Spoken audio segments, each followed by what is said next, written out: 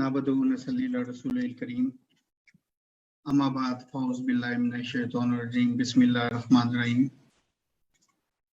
I would like to thank all the participants for today a specialized webinar on Islamic social finance. We are waiting for our today's speaker, and he will join us next 5 minutes. Then we continue our today webinar. Basically, Al-Huda Center for Islamic Banking and Economics is organizing a series of webinars on different topics of Islamic banking and finance, including Takaful, Scope, Islamic Microfinance, Islamic social finance, and some other relevant topic of Islamic finance. We have been organized some webinar with the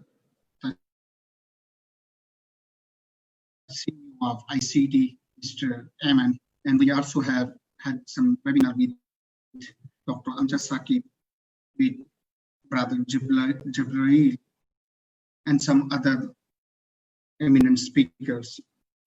During this webinar series, we also had some seminar on different languages as well. We organized one webinar in French language for West and Central African countries. Then we organized 2 webinars in Russian language for CIS, Central Asian and Russian speaking countries. And next month, we have a one webinar series with the name of European Islamic Banking and Finance webinar series, in which we will have a free webinar on Italian, French, English, and German language. We will share the detail of those webinars as well. We are organizing the webinar in different languages so that we can introduce the concept of Islamic finance in different parts of the world with different languages. So I hope the speaker can join us. He will continue his presentation. Let me share some brief that what we do. Basically, Al-Huda Center for Islamic Banking and Economics is working for development of Islamic banking and finance from last 15 years. And we are working in Asia, Africa, Europe, America, Far East Asia, and Central Asia. Now I would like to welcome to Brother Mohammed Obaidullah, and he is the lead research economist in Islamic Research Training Institute, which is called ILTI as well, of Islamic Development Bank. So I would like to thank for his valuable time to have his presentation and his speech about Islamic social finance. And basically, we have to take this valuable intervention, and we have to connect it through our Facebook pages, through Facebook Live, and through YouTube Live. So, and that some of our participants will join us through Zoom as well. So now, Brother Mohammed Obaidullah, floor is yours. Thank you very much for having your valuable time. Thank you.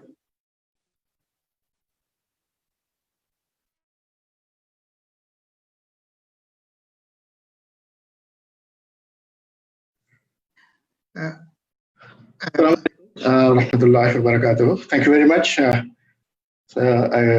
Thank you for giving me an opportunity to be here today and share with you a few ideas and viewpoints about Islamic social finance. I have a small presentation, and I would like to be allowed to share the screen.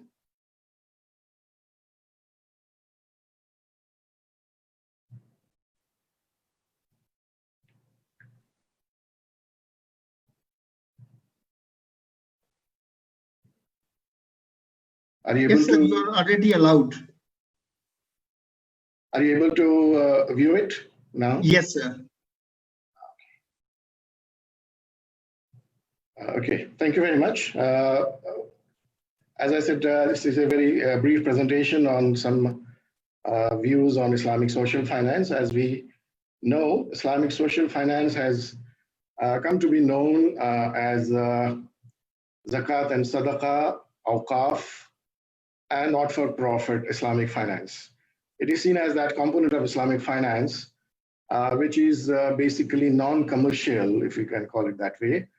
And there is not you don't have a profit motive here, or rather you don't have a motive to maximize your profits here. The basic components of Islamic social finance, zakat, sadaqah, awqaf, or any not-for-profit like Qard Hasana mechanism, they are rooted basically in benevolence. They are rooted in philanthropy. They are rooted in in a motive to make a sacrifice now and to be remunerated in the hereafter. So even if we are talking about some returns here, some financial returns, but these are not comparable to market returns. One would very much like to forego a certain amount of returns and be happy with a smaller amount of returns. So everywhere you find there is an element of sacrifice of material return now to be compensated in the hereafter.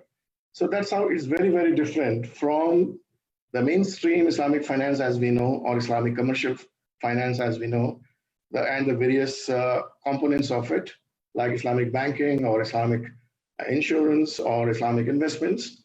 Here, we are basically driven by the market considerations. And the market considerations, the returns that eventually, they are provided by the market. They have to commensurate with the risk that the market player is taking. And he's anticipating that a return, and his participation is based on such criteria. Whereas in case of Islamic social finance, all of us know, of course, there is a lot of literature which also points to some other material motives, like in case of Awqaf, some would say that it is motivated by a motive to save on taxes. Or in those countries, zakat is invites a tax benefit. One might argue that one is paying zakat basically for the tax benefit. Now, these are possibilities at a micro level. Certainly, for some players, these are possibilities. But overall, as an institution, when we say the way the institution is defined, the way the institution works in the overall economy, this is not driven by material considerations. This is basically, there is an element of sacrifice here. So these are, if you can see that these are some of the features of social finance. They're essentially rooted in benevolence.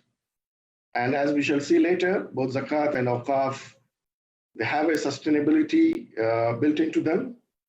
And also we see that some of these institutions could be utilized to correct certain market anomalies. If there are market anomalies because of free competitive pressures or whatever, free market competition, then these institutions can play a role in curbing such market anomalies.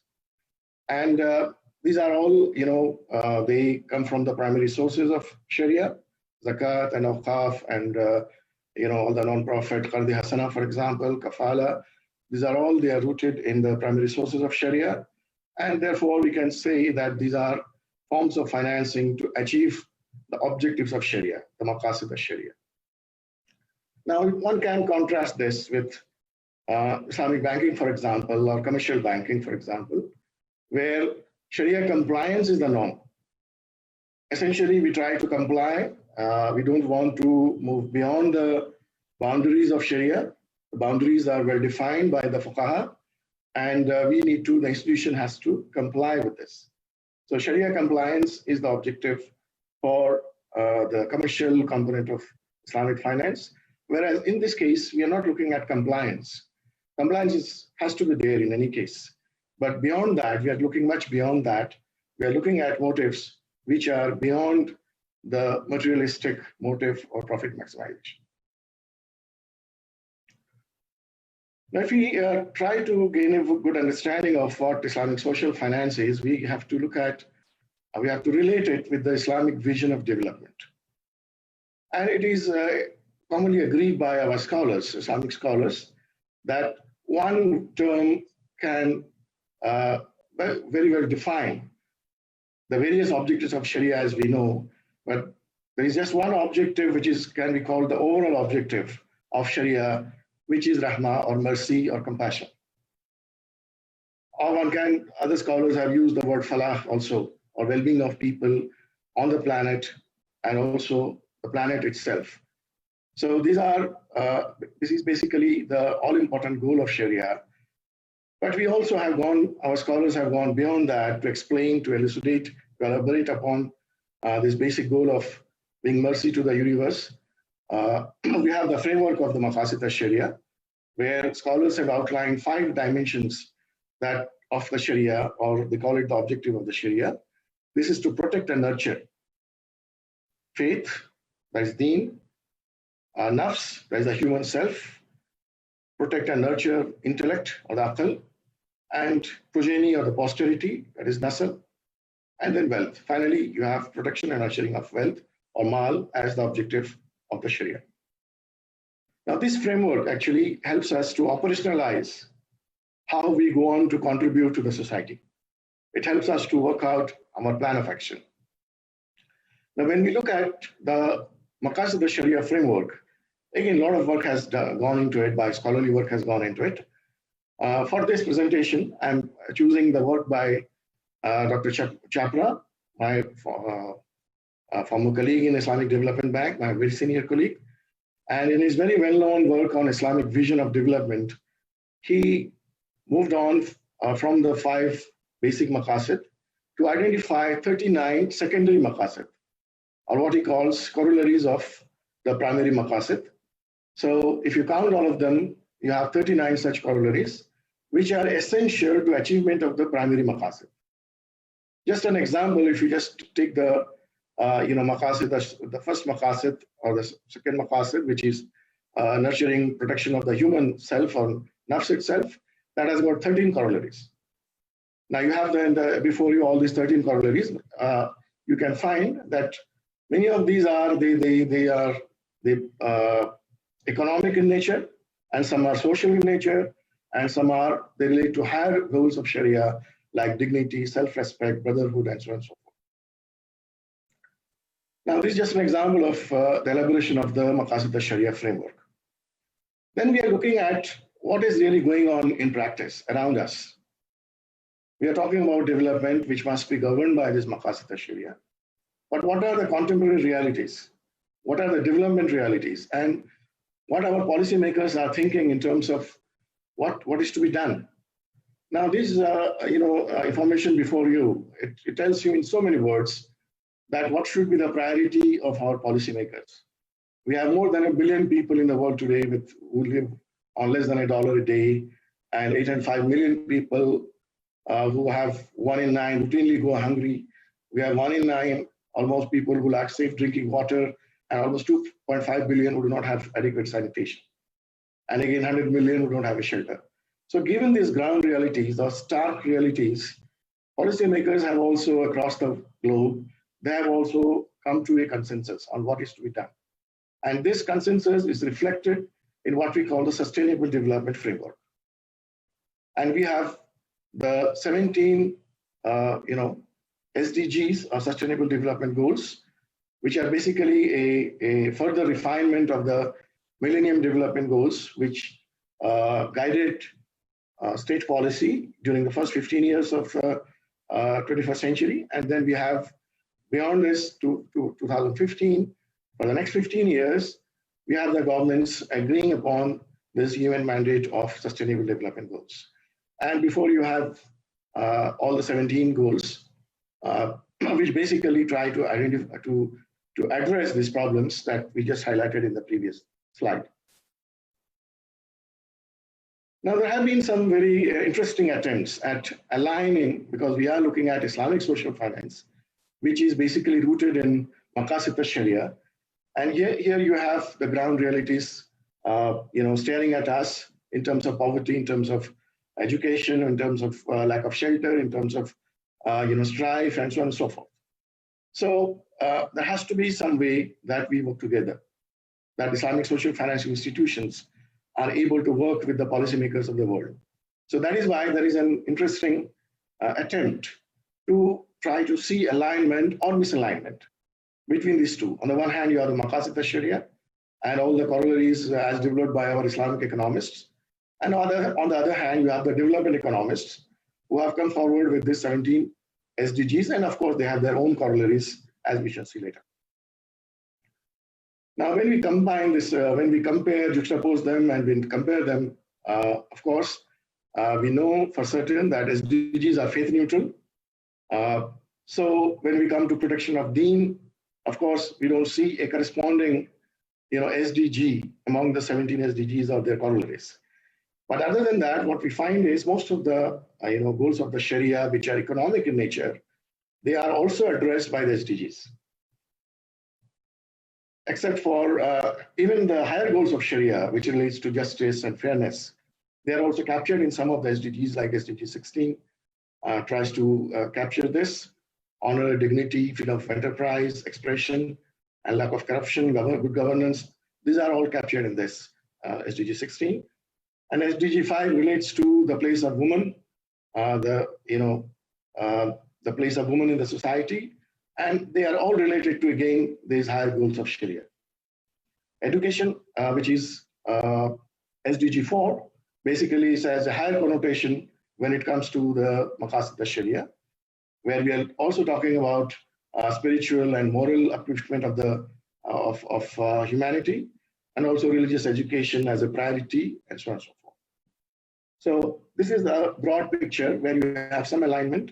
Most of the economic needs, they have an alignment, but then there are certain areas where the SDGs are silent because they are faith neutral. Now, how do we see Islamic social finance for achieving both Makassar Sharia and also the Sustainable Development Goals? Of course, they are a source of funds. When we talk about Zakat, we talk about Akaf, we talk about Fard, they are all source of funds. So on the one hand, you have the massive funding requirement. There are estimates available that $5 to $7 trillion US per year will be required through the 15-year period.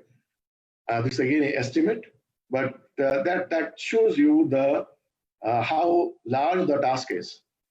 The huge task that lies before our policymakers. They have to raise these funds.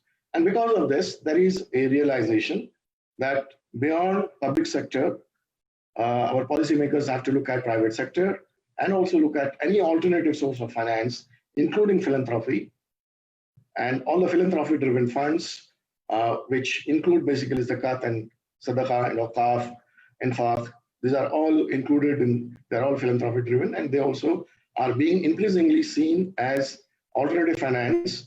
They must be tapped. There is a consensus among the policymakers that all these sources have to be tapped.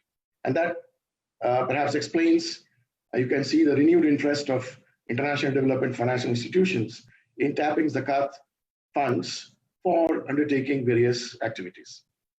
Now, when we come to Makassar Sharia, of course, because Islamic economy by definition is a Makassar-driven economy, and here all the institutions have to be by definition rooted in benevolence and protection of the Makassar or enrichment of the Makassar.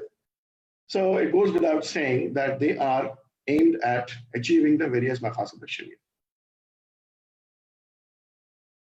Now, considering Zakat as one of the Islamic social finance mechanism, we know that Sharia has bound, or when it comes to utilization of Zakat, certain boundaries have been set. And eligibility criteria has been defined by the Quran itself, which essentially allows use of Zakat for 8 categories of asnaf. Of course, interpretations will vary as to the meaning and the implications of these various terms, Quranic terms. But broadly, we find there is a general agreement on many of the implications of this verse and who qualify to be the asnaf. We have the poor and we have the needy. And according to many fuqaha, these are the primary beneficiaries of the zakat. So we can see that zakat funds are sustainable. Again, we have very strong empirical evidence for that year after year, those institutions which have been doing a good job in terms of earning the trust of the market or the donors or who have credibility in the market, they have never been facing the shortage of funds. And one can see steady growth in their funding when they try to mobilize zakat funds. So there is, of course, a seasonality within that. During Ramadan, we have the maximum mobilization. But if you see year-to-year mobilization, whether at a macro level or at a micro level for the good players, you certainly see that they are sustainable.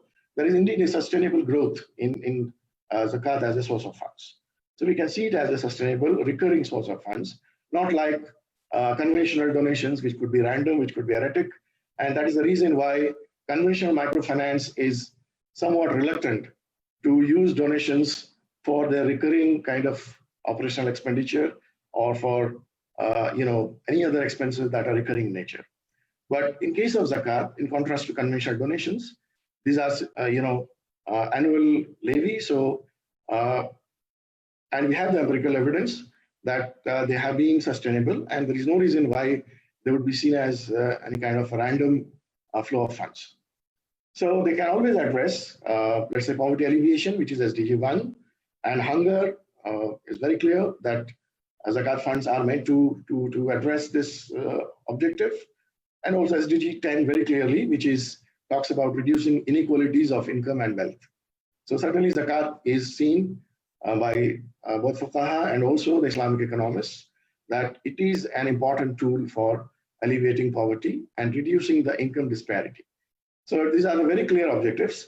But when it comes to the other SDGs, like out of the 17 SDGs, there is the SDG related to education, SDG related to healthcare, SDG related to water and sanitation. Now, of course, zakat funds can also be used according to our fuqaha. There's a kind of consensus there now, as long as the beneficiaries are poor. So these one qualify that we are not talking about rich beneficiaries. Of course, if you're providing, let's say, education, it has to be a poor student, not somebody coming from a rich family. So as long as this qualifier is there, we have a possibility of addressing all the SDGs, with zakat funds. Now, when it comes to Akaf, we have a lot more flexibility, in fact. Sadaqah and Akaf. Akaf is, by definition, as we know, I'll not get into the very basic ideas. All of us know what basically Akaf is a Islamic endowment, and where you have the certain amount is frozen or endowed, and out of the benefits or manfa, or you can call it purely financial terms, the flows, the cash flows. If we can express these benefits in terms of cash flows, then we can always, in the context of financialization of what we can say that here is an asset which is going to give us, benefits and cash flows year after year. So, and it is the waqf deed which essentially determines what, when, how, and to whom the benefits will flow. And that has the same weightage as that of, any Sharia prescription or Sharia mandate.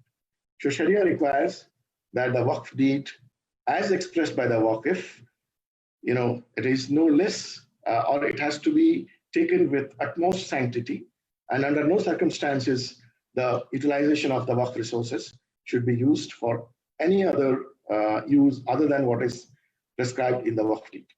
So here is a possibility that the benefits from Akaf, which is a sustainable source of benefits, can always be targeted at achievement of the Makassar Sharia, as well as the SDGs or Sustainable Development Goals, as long as some of the mechanisms of the Sustainable Development Goals, to the extent the tools and mechanisms suggested don't contravene the Sharia, then there is absolutely no issue with trying to achieve SDGs with Akaf. Now, I have for this particular presentation prepared an interesting slide for you, and some of the subsequent slides are based on that. In fact, when I was we were trying to research this alignment of SDGs and Makassar Sharia, we came across very interesting publication by the Turkish Directorate of Akaf, named Marvelous Foundations or Marvelous Akaf from History. These are all Akaf that relate to 17th, 18th, and 19th centuries from around different parts of Turkey. And there are about 110 Akaf which have been mentioned in that publication. So we kind of thought that assuming that we move in a time machine back to the 18th century or the 19th century, and we have this SDG handbook in our hands, and the UN mandate with we have with us, then to what extent, what's the kind of scenario we are going to see? Are we going to give a verdict that the Ottomans were very good in achieving the SDGs, or they didn't care for the SDGs? What is the kind of scenario? So we try to classify these 113, these Akaf foundations which have been documented in that particular publication. You have that dispersion very clearly before you. You can see that they almost, address most of the, SDGs, and those who are not even there, basically there is a kind of duplication or, gray areas like poverty, for example. It is a kind of cross-cutting objective. So if something is addressed by poverty alleviation, some particular waqf, it is also seen to address other SDGs. So this is a broad, dispersion that you have before you. But let's take some examples. That will give you an idea. And I was really pleasantly surprised to see the kind of creativity, the kind of innovativeness that went into the thinking of our donors in this particular era, 18th and 19th century Ottomans. And I'll just, from every slide, I'll just read out one or two which I find the most interesting. For example, when we are talking about SDG 1 or poverty alleviation, you had this Akaf which would actually pay the taxes for the poor. This could be direct taxes or indirect taxes or whatever. The poor and needy, they were always, finding it difficult to taxes. You ask any salaried person and he will tell you the same problem, that perhaps 1 month in a year you have to go without any income because you pay everything as tax. So here are Akaf, which basically help the not so rich to pay taxes, to be able to pay taxes that is claimed by the government. And then you have, of course, orphans, taking orphan care. That also comes in many other SDGs subsequently that we will see. Now coming to hunger, SDG. When you're talking about zero hunger, here are some examples and some interesting examples. One Akaf which is distributing halwa or sweets, and that's the only thing it is distributing. And there is another waqf which is distributing, providing fruits, or distributing meals at prayer places. Now these are the specific objectives for which an entire waqf has been created, and this waqf is operating down the ages, down many decades and many years. And you have the soup kitchen for the needy. Now these are all, and one for distributing bread. And I was thinking about it. What I'm inclined to feel is that perhaps these Akaf were created by business people or merchants who are themselves into this business of either selling fruits or making halwa or sweets or bread making unit. So many of these business people, they also thought of, and we can always see how many of our businessmen in today's times, they think of creating Akaf in their own area of expertise or area of business. SDG 3, again, you have healthcare. Of course, a lot of Akaf were essentially, targeted at achieving, providing good healthcare that includes circumcision of boys. And you have distributing honey, for example, during Ramadan night prayers. Now you have an Islamic touch to everything. So that's why I see them as SDG 3, but blended with Makassar Sharia. You have the summer clothes for orphans. Now moving on, again, of course, building hospitals and dispensaries, buying for the blind, for infectious diseases, were all there. Now, when it comes to education, SDG 4, again, you have some interesting examples of teaching calligraphy, repairing books, and distributing, donating science books, for example, or employing qualified personnel in education. And actually, we did a very quick survey after that. We tried to visit the websites of most of the important Akaf that we see around us today. Not many of us are engaging in this kind of a specific kind of activities. Most of us are engaging in, let's say, poverty alleviation, or as we shall see later, or healthcare, and so on and so forth. But to be, so specific as to repairing of books or teaching calligraphy, we still have to cover a lot of ground. Now, when it comes to SDG 5, this is very interesting because SDG 5 is about women empowerment. And when we talk about Islamic, framework, or Islamic economics, they're not very comfortable with it. We talk about Islamic microfinance. Our practitioners will tell you that they look at family empowerment and not just women empowerment, because we look at family as one unit, an integrated whole. We don't look at empowering a part of this integrated unit. But then if there are cases of, let's say, deserted women, then you certainly have a duty to provide women shelter. What you find here is, again, a lot of this Akaf where we're targeting a good marriage, a good and successful marriage. And one can very easily or very clearly link this with one of the Maqasid Sharia, one of the 5 Maqasid Sharia, which is protecting and nurturing lineage or progeny. You cannot have, cannot achieve this successfully if you are somehow downplaying the importance of marriage as an institution. So marriage is a very sacred institution in Islam, and you have husband and wives playing a very important role, family playing a very important role in the development of the society. And this is something that perhaps is not very well understood by our contemporary policymakers. So what we see here is perhaps Islamic endowments or Akaf can blend this Maqasid al-Sharia, which is protection and nurturing of family, with this woman empowerment. And then you have this kind of Akaf, which take care of widows, poor women, they provide shelter to women, and also they prepare dowry for girls.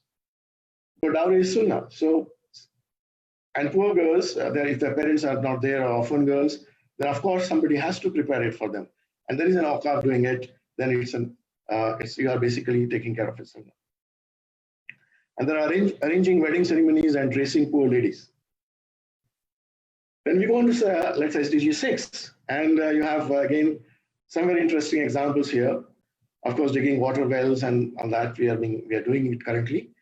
But providing hot water for, during cold winter for ablution, that is something very interesting here.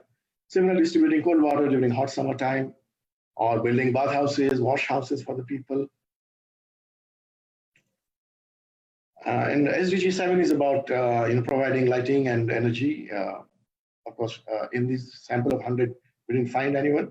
We did find lighting of minarets and lighting of masajid as one of the Akaf. Now, this is very important. SDG 8 is very important, which is to create decent work and employment opportunities. Now, some of these Akaf, you can see that their ultimate objective is to create employment opportunities, whether it is self-employment, entrepreneurship, or whether it is giving a push to industrialization, like establishing factories, for example, helping merchants who go bankrupt. Now, these are Akaf which are dedicated to ensuring a vibrant business culture in the society. Similarly, we have very dedicated Akaf for self-farming, for supplying agricultural tools, and so on and so forth. Now, here is for some Akaf for infrastructure. You have the providing transportation in river and emergency ship, and so on and so forth. A large percentage of the Akaf we found, they were city-based, and that's how they were basically trying to, address various needs that are related to a inclusive, sustainable city, and with all its facilities. So you have a very large percentage of the Awqaf out of this 100, almost 1/3 that go for managing road safety and building guest houses, preserving town aesthetics, erasing graffiti, and so on and so forth. And you also have repairing martyr and companion shrines. And this list continues, and here you'll find some good examples, some more examples of how the SDG 11 that we now talk about, sustainable cities, was so well taken care of by these Awqaf. Building graves for the Muslims and non-Muslims as well. Then we go on to what many of us feel that perhaps our early scholars didn't realize their importance enough, but we are wrong there with this assumption. Here you find, SDG 14 and 15 both relate to, protection of the environment, marine resources, and forestry, and so on and so forth. So here you have some very interesting Awqaf, protecting the environment, forestry, getting fresh air in Bosphorus, and planting willows by rivers, and you have meadows for animals, and so on and so forth. And also, we talk about prevention of cruelty to animals, but here you have Awqaf which are exclusively targeting, this objective, building, shelter for pigeons, or protecting stocks, and so on and so forth, cleaning up lakes. This is something that was done in the 18th and 19th century Ottoman Empire. Then you have SDG 16, which is about self-dignity, nafs, if you're talking about Makassar Sharia. And if you're talking about peaceful societies in terms of SDG 16, or one that is free from strife, and so on and so forth, then here are some Awqaf you can see. That some of these Awqaf, they were even supporting the Navy of the country, the naval forces of the country. They're also providing logistic support to the army. So they're playing a very, very dominant role in the society. And when it comes to slaves, there were Awqaf that were dedicated to rescuing Christian slaves, rescuing Muslim slaves, and also providing horses to veterans who are going to war, uniting slaves. So one can find it so amazing that they could think of these needs, the needs for public goods, and they could think of providing solutions to that through the institution of Awqaf. And of course, there were some Awqaf which were exclusively for protection of deen or nurturing of deen, like Awqaf for sending people for Hajj and providing, let's say, clock repairing service in masjids or cleaning service for masjids. These, of course, are very clearly you can identify with protection and nurturing of deen. Now, when we look at the contemporary Islamic social finance, to what extent they try to address the SDGs or Maqasid al-Sharia. Of course, we are greatly motivated by many of these early examples. And we have what I have written down here is basically is not a very comprehensive list, not a, I would say, it leaves out many good players, many important players.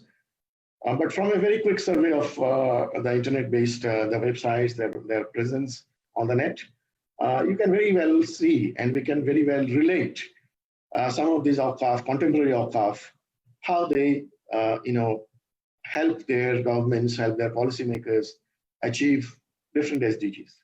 For example, we have the Zakat and Awqaf-based microfinance institutions, which very clearly try to address, make a dent on poverty, and they try to reduce inequalities. So that's how you help achieve SDG 1 and 10. And when we talk about hunger, I could locate these very interesting projects by these important players, which are into the Awqaf sector. And some are looking at agriculture sector, a lot of farmland.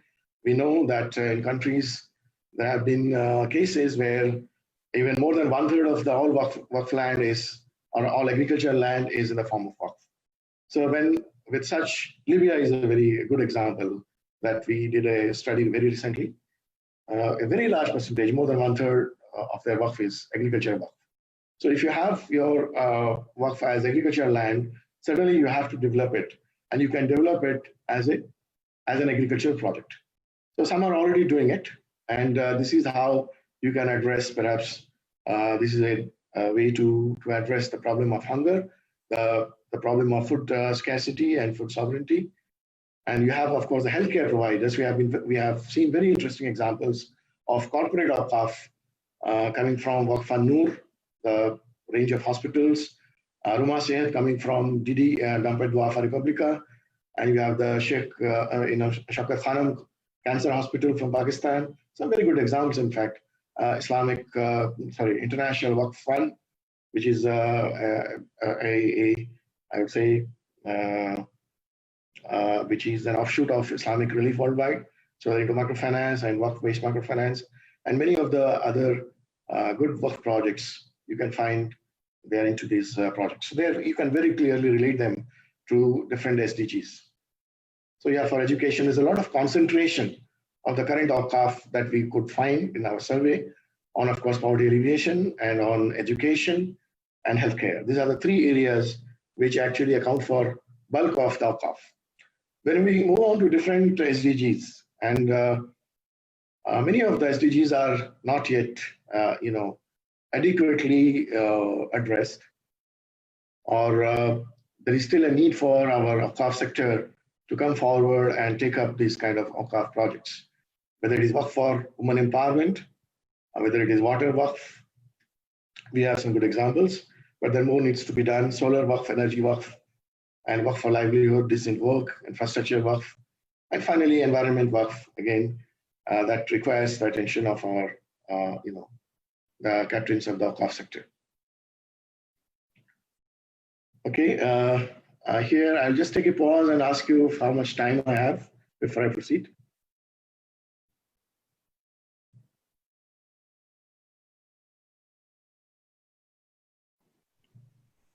Yes, Dr.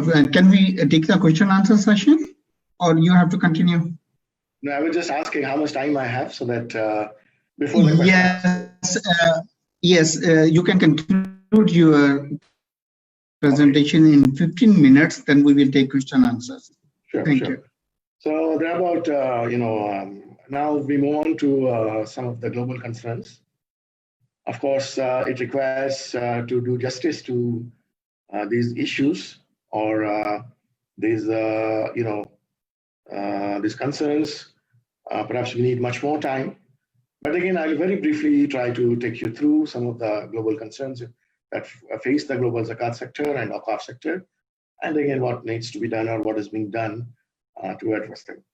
Of course, when it comes to Zakat sector, we, as part of a project at Islamic Research and Training Institute, we have been doing a annual kind of exercise for the last 4 or 5 years, and where we try to study the Zakat sector in a particular region comprising 6-7 countries, and then we try to collect data from the field, and then try to see what have been the good practices in this particular region, and what have been the bad practices also, which need to be avoided, and what are the lessons that we learn from this region, the sector, the Zakat sector in that particular region, and also Awqaf sector in that particular region, which could be shared with the rest of the world, and good practices could be replicated elsewhere.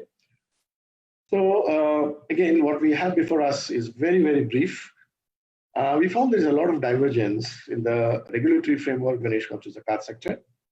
There are countries which don't have a Zakat regulatory framework in the first place, it's a free for all, and where the Zakat sector is entirely informal, like India, for example, with perhaps the second largest Muslim population, but not having a formal legal framework or regulatory framework. And we have very different types of regulatory and supervisory framework as we move from one country to another. There are some countries like Malaysia, for example, Saudi Arabia, Sudan, where there is, the entire Zakat sector is regulated by the government agency, government-created agency. I'm sorry, where the Zakat payment itself is mandatory, is compulsorily mandated. And you have countries, most of the countries, rest of the countries, Zakat is seen as a voluntary contribution. So when you have Zakat as a mandatory or a compulsory contribution, then a lot of things go along with that. One is, of course, that you are entitled to tax benefits, almost one-to-one tax benefit. That is, for every $1 I pay as zakat, my tax liability, goes down by $1.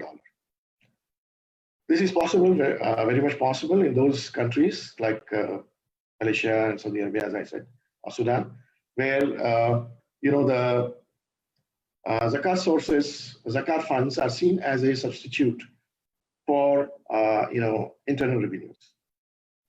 So, and you have a system in place which ensures that the Internal Revenue Agency, it doesn't lose out much because of the payment of zakat, and people are not able to avoid taxes because they pay zakat. So you have a fully integrated system in Saudi Arabia, for example, a very good system in Malaysia as well, where only after you pay zakat and you get a sort of acknowledgement for that, and you show it to the tax authorities, inland revenue authorities, and then you get a corresponding tax benefit. So this tax as an incentive, it works very well, because these are the countries which can very rightly boast of, take pride in being among the leaders as far as the Zakat mobilization is concerned. Zakat mobilization has been very good, and very steady growth we have observed across the years, across decades.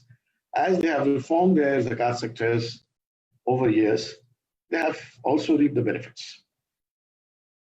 But another kind of incentivization we have also seen in countries like Indonesia, where zakat payment is not mandatory, and zakat is basically competing with other forms of donations, where you basically get a tax benefit, which is tax-free times the zakat that you pay. So a tax benefit in this way is certainly much less than what you get in a mandatory zakat regime. So, but what came out of these different studies is that divergence has to be respected. In some cases, we found that zakat is mandatory, and yes, there has been a very good zakat mobilization and very satisfactory zakat allocation. But then there are also countries where zakat is voluntary, but still they're doing a very good job.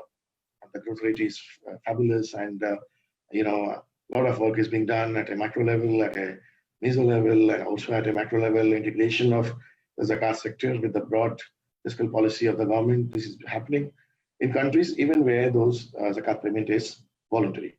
So kind of one could conclude perhaps that whether zakat is voluntary or mandatory, what is required is a trustworthy, is a credible network of institutions, whether in private sector or a voluntary sector or in government sector.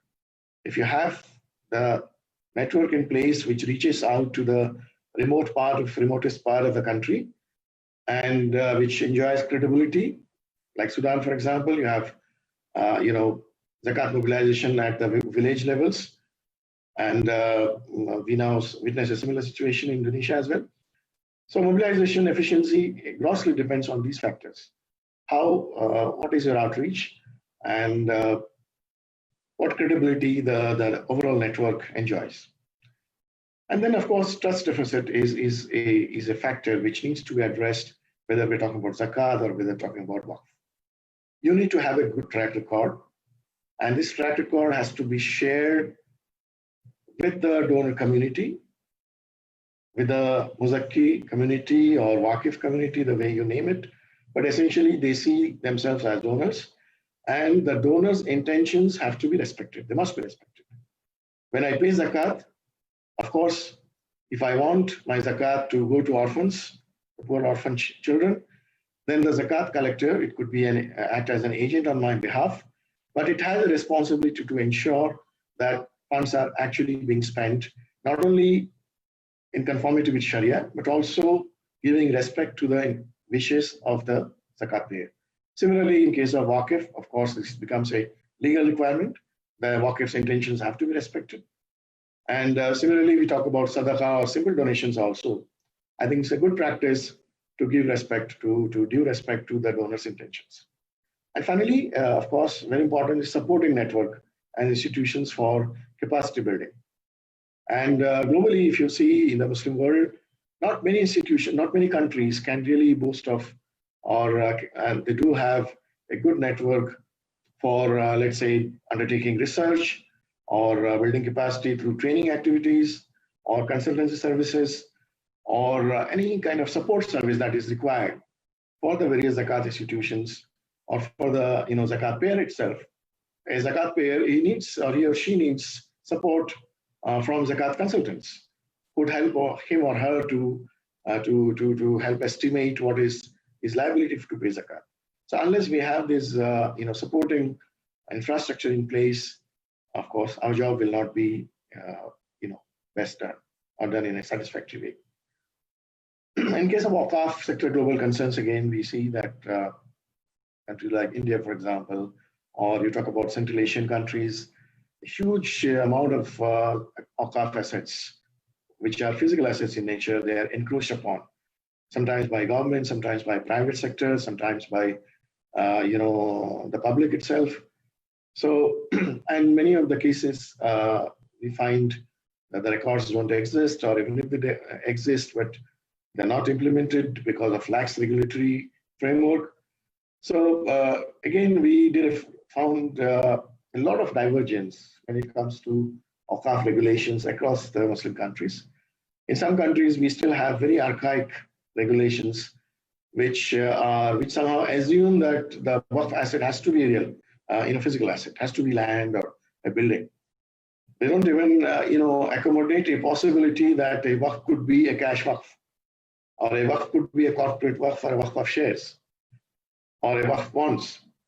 Only recently, some countries have come forward with setting good examples of where the Waqf itself is financialized, and you have Waqf shares, Waqf funds, and Waqf sukuk, which have been issued to raise funds, and they have set very good examples of what can be done within the Islamic endowment sector.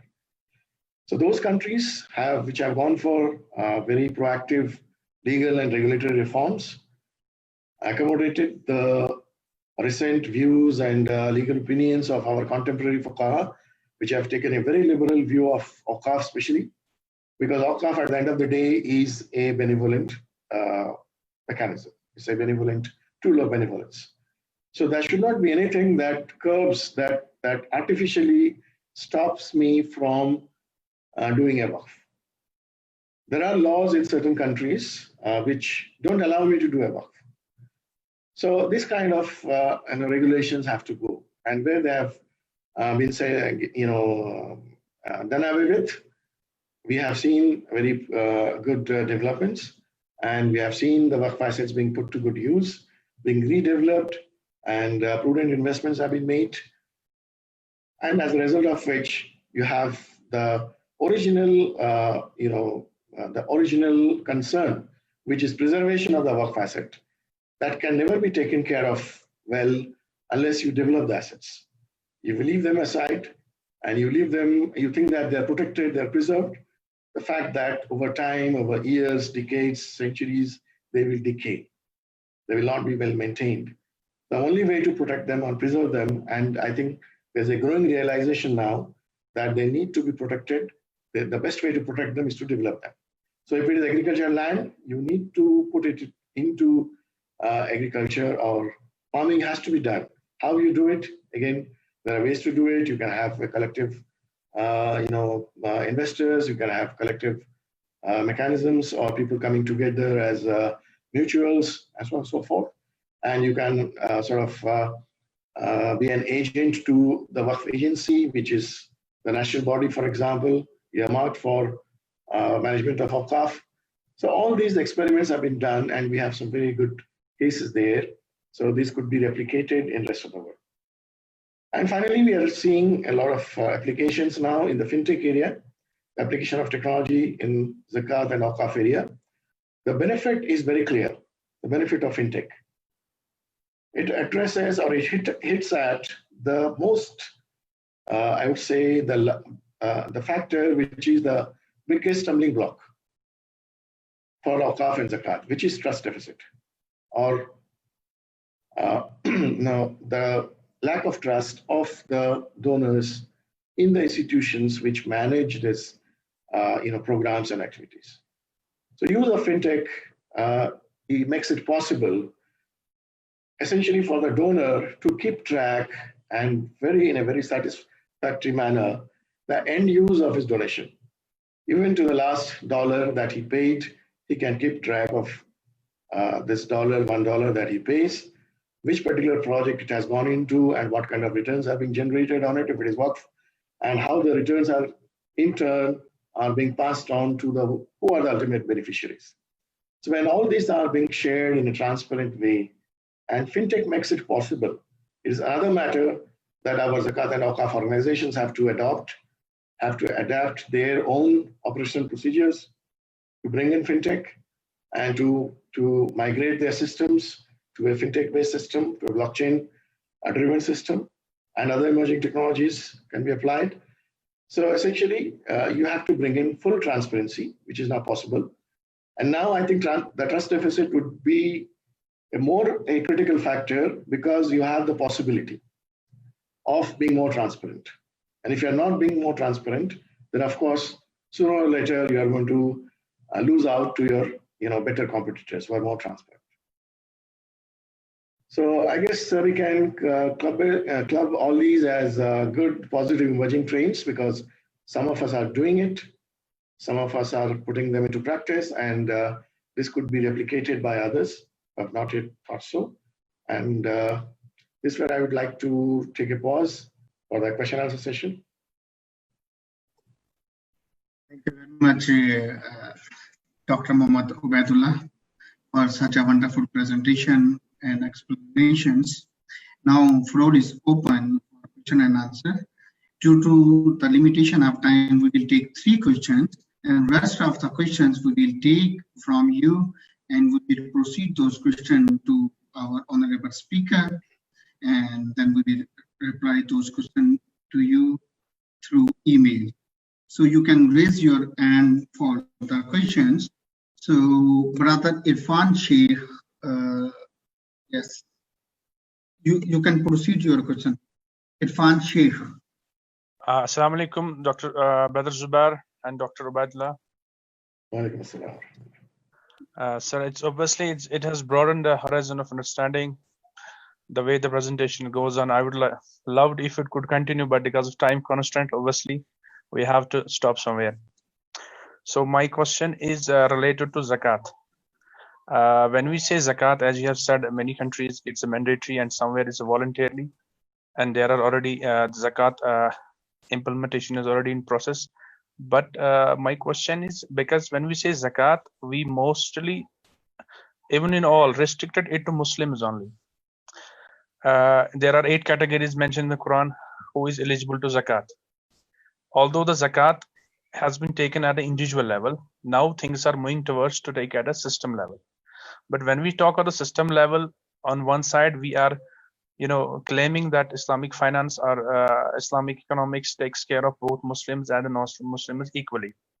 Though apparently it looks that the appeal is from the Muslim, but zakat particular product is meant for Muslims only. So how can we, or is there any possibility or some implementation somewhere where zakat and the non-Muslim have some sort of relation, so that we could broaden the horizon of its scope? So I would like to throw some light on it, zakat and non-Muslim.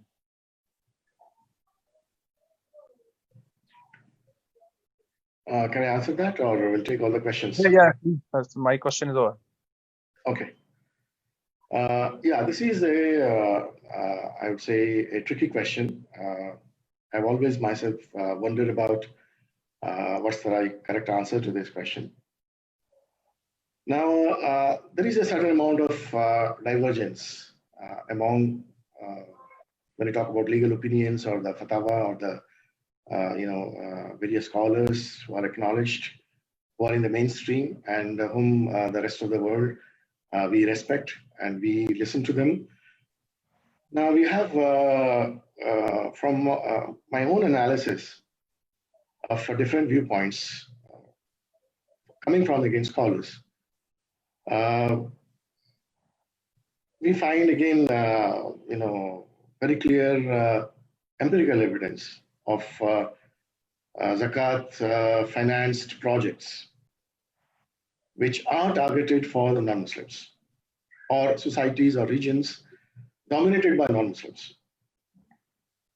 Very recently, a very celebrated case of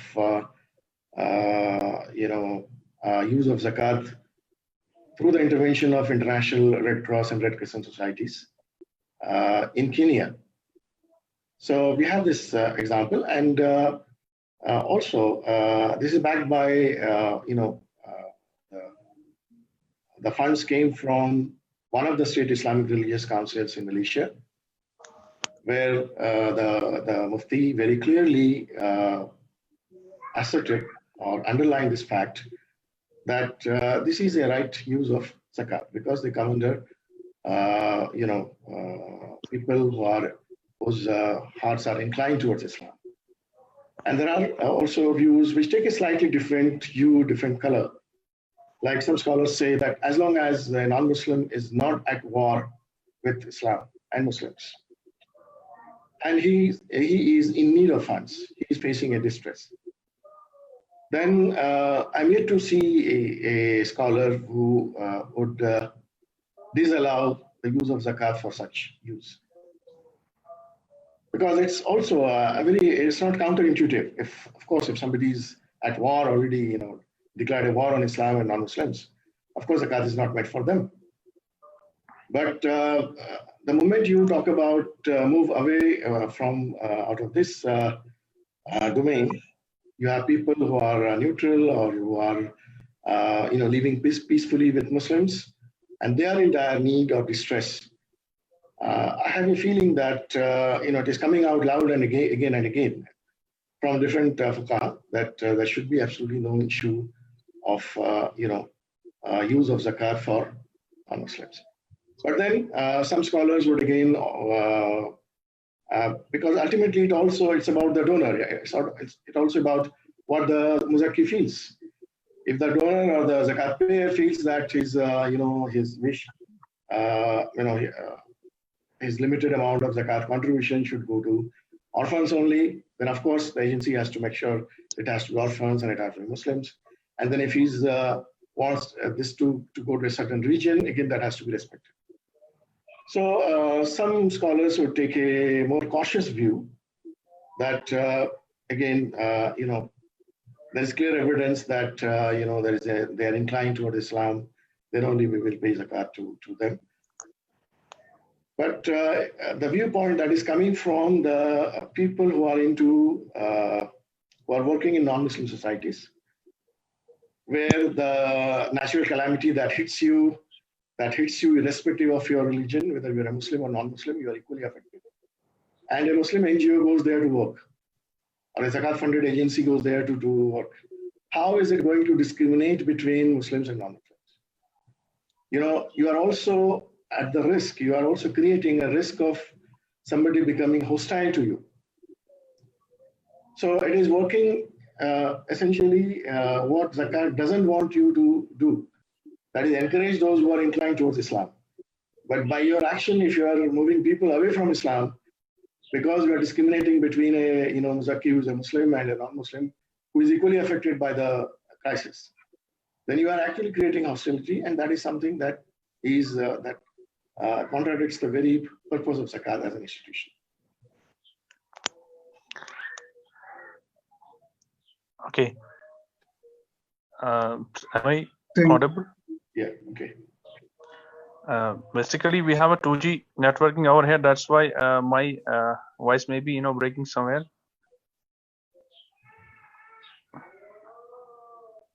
No, carry on, brother. You are absolutely clearly audible. Okay. Sir, regarding the zakat, since I am a student of finance also, I have done a brief conceptual model where zakat and non-Muslim can be, have a possibility. Sir, can I share that conceptual model with you so that you can obviously guide me on that model? You are most welcome. So then I'll. Thank you, sir. Thank you, sir. You are most welcome. Yes. Okay. Thank you, sir. God bless you. Thank you and Jazakallah khair. Okay, thank you very much. Now I request to Mohammed Zita Tom to have a question. Good afternoon, Mr. Zubair Mughal and the host, Dr. Mohammed Obaidullah. Thank you very much for the wonderful presentation, which comes in the right now. I would like to get permission from Dr. Zubair Mughal and the host, Mohammed Obaidullah. My questions are strictly outside the topic discussion. If it's possible, I can ask 3 questions, please. Brother, if you have any question relevant to the topic, it Yes, will sir. be good if you ask that question so that other participants who are with us through Zoom, Facebook, and through YouTube, they may be Okay. benefited according to topic. If you have any Okay. question other than topic, you can write to us. We can respond Okay. to your question because it would be the concern which will be related to you. If you have Okay, relevant okay. question, you will be very welcome. Okay, thank you so much. So, okay, I have a relevant question based on the topic discussed today. How can you structure the Sharia compliance zakat, make it an institutional, why it is mostly in our country now individualized? So this is my question. Thank you so much. I'm sorry, it was not very clearly audible to me. Can I request you to repeat it, please? My question is that, zakat are mostly collected individually in our country, in Nigeria here. For us to make it institution or generally for people collecting it in accordance of the Sharia compliant process, how is the process can we take? The easiest way to do that, because this is a way of leaving the poverty elevation in the country now. Thank you, sir. Unless I guess you have a law preventing you, stopping you from doing that, I don't think it is you are facing any kind of obstacle, for creating a zakat-based institution. For example, in some countries like Malaysia, for example, you have state Islamic religious councils. The entire matter of zakat is within their domain. So we are not allowed to, mobilize zakat or, allocate zakat in this country. The only agency which is empowered to do it are the agencies, and we can always act as their agents. That's one possibility. But other than that, I don't think there is any factor that should prevent you from being an active player in the zakat sector, or to create an institution in this particular sector. Study the law of the land for non-profit organizations, and choose a good, right kind of organization structure for you, and you are on. Unless you are operating in a particular geographical boundary or a country where the law doesn't allow you to do that.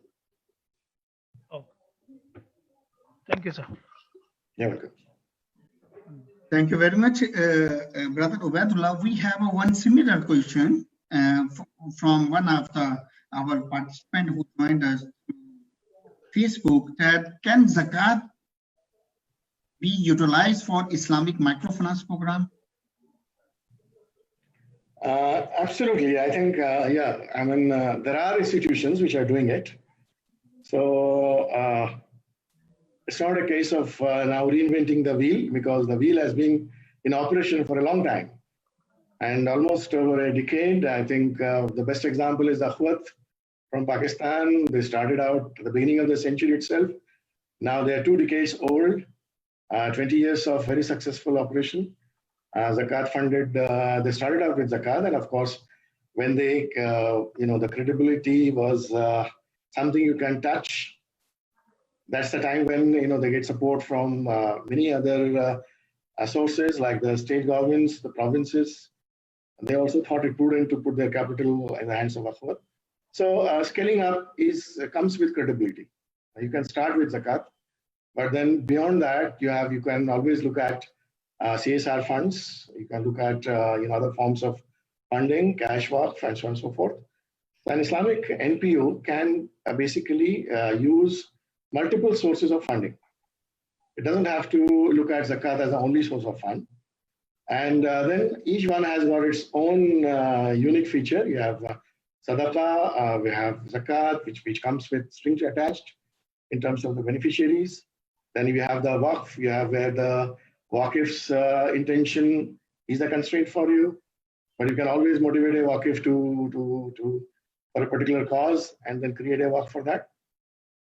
So there are all possibilities, and funds, each one of these, some are very long-term in nature, some are shorter term. For example, zakat funds, fuqaha, there is a general agreement, and also Islamic economists also tend to agree on that. Policymakers also tend to agree that they should be ideally be spent within the year, within the accounting year, to the extent possible. So you're not supposed to see zakat for investment. But in case of waqf, you move to waqf, it is compulsory to invest. Investment is a compulsory function of waqf. So there is a difference.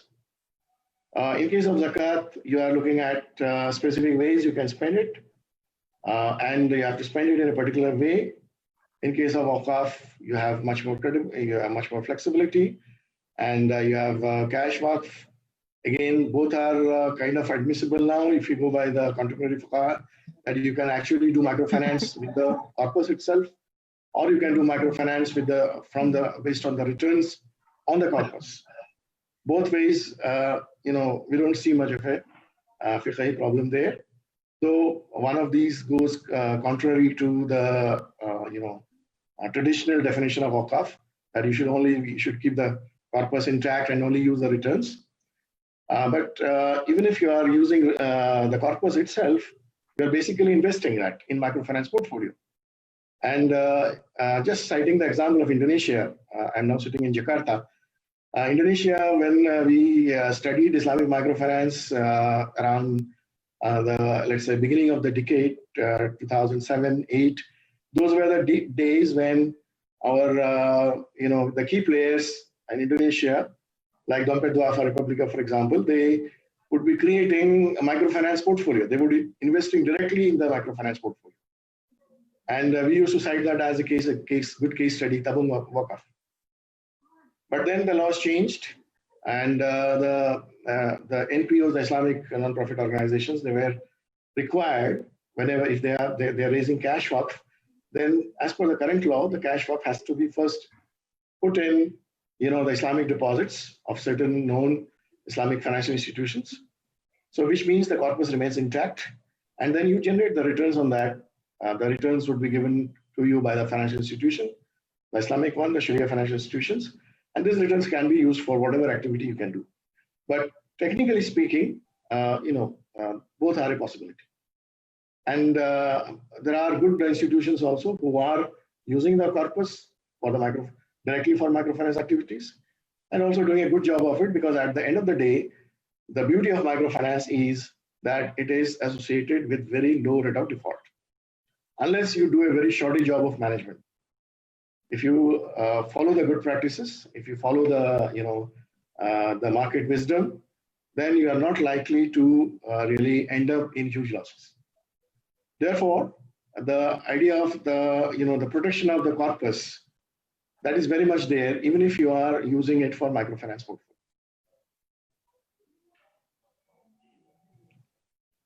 Okay, thank you very much, sir. So now we have a last question from Brother Wahib Zikri.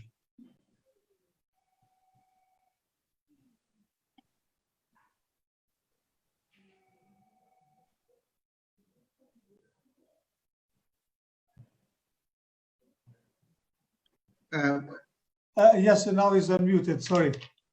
Yes. Assalamu alaikum, Brother Zubair and Brother Mohammed. So my question was more related to the previous question about how to link Islamic microfinance with the zakat and cash waqf. And what I have heard so far, in your explanation, was some kind of contradictory with what I heard from some people before. And maybe also as well that there were some different opinions about how to connect this. And this has restricted also us as a microfinance institution on securing further funding, because very, very limited sources of funding, although you mentioned, some kind of sadaqah or any other kind of investment. But if we can tap on zakat and cash waqf or related, other kind of related financing, probably this would be more opportunities for us. This is the first approach. And while we are talking about the SDGs, normally Islamic microfinance is serving a lot about fulfilling these SDGs. And I'm just wondering, is the United Nations going to undertake any research on who is, capable of fulfilling this and to support these institutions who are fulfilling these SDGs? I mean, Islamic microfinance institutions in that regard. But generally, this was my concern first, and then a question related to you, or if you have any further explanation about it. Thank you.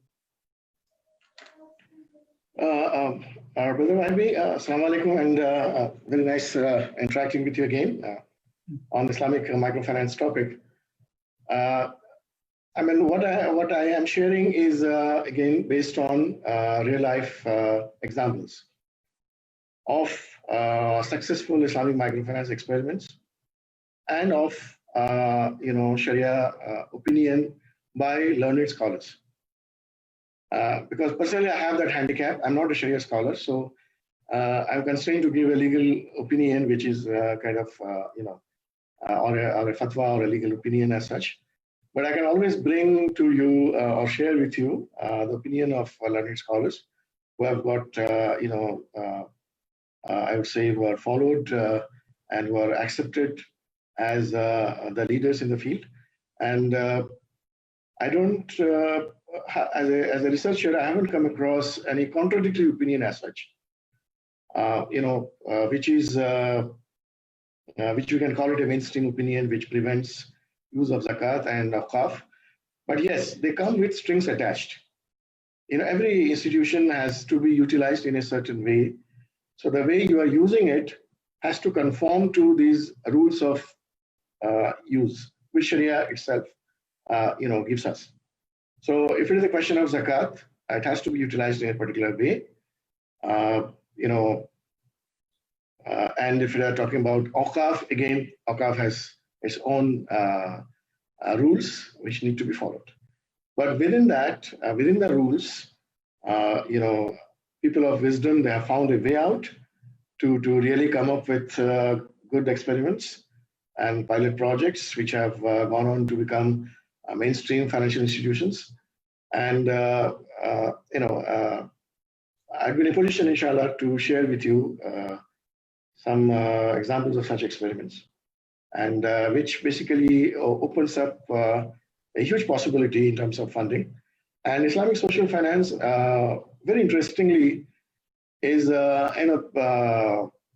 people don't realize its potential. And there are two studies which we always quote. One was done at IIT, Islamic Research and Training Institute itself. Another done by World Bank very shortly thereafter. And where we are actually looking at the leader of the study is my former colleague, Professor Nasim Shirazi. And if you Google by his name, you can get the study itself, the published study, where we are looking at the potential of zakat and the funding requirements to lift every poor in any country beyond the level of poverty. And both the studies, the World Bank study and also the IDBLP study, they came to a very clear, resounding conclusion that if you achieve even a small percentage of the potential, and actually let me quickly share with you that we, based on the empirical data that we collected as part of this project, the actual zakat collected is somewhere between 1 to 3% of the potential. So imagine what will happen if you are actually going anywhere near the potential. 97, 90, 99% of the potential still remains untapped. And if you are realizing that potential, you would have taken care of poverty for all times. Every single poor can be brought above the poverty line, which is currently below poverty line.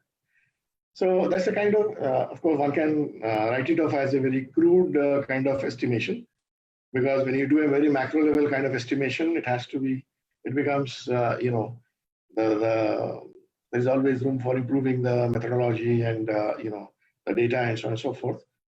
But they are certainly indicative of the huge potential. And unfortunately, we are tapping a very, very minuscule percentage of the total funds that could be generated if only we create the right kind of environment, enabling environment for such institutions to come up and thrive and sustain.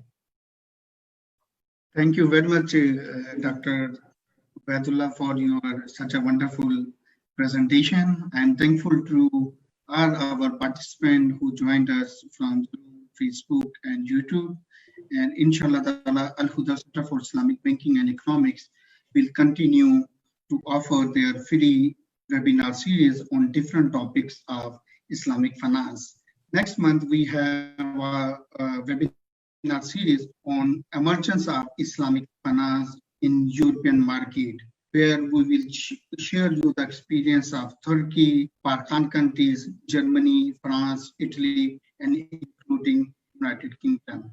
And at the end of this month, on 26th and 27th of August, we have 2 days dedicated training on practical aspects of Islamic microfinance. So we have some speaker like Dr. Amjad Saqib and some other speaker who will be enlightened for that training.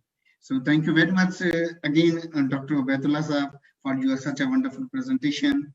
And may Allah subhanahu wa ta'ala give you reward for your activities.